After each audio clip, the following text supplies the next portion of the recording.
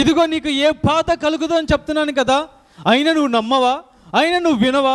ఇదిగో నేను నీకు ఒక వాగ్దానం ఇస్తున్నాను, నీకు ఒక వాక్కుని దయచేస్తున్నాను. అది ఏంటో తెలుసా? నీకు నిరీక్షణ ఉత్తేజమగుటకు. ఇదిగో నీ ఉద్దేశములన్నీ నీ జీవితంలో నెరవేర్చబడతాయని చెప్పేసని ఒక వాగ్దానమును నేను నీకు తెలియపరుస్తున్నాను. ఆ ఉద్దేశములు కూడా నిన్ను బలపరిచేయే కానీ నీకు హానిని కలుగు చేసేవి కాదు. హానిని కలుగు చేసేవాడు ఇంకొకడు ఉంటాడు. ఏమంటాడు తెలుసా? నేను నీ పాపమును పెట్టి పిలుస్తా, నేను నీకు పెట్టిన పేరు నీ పాపం.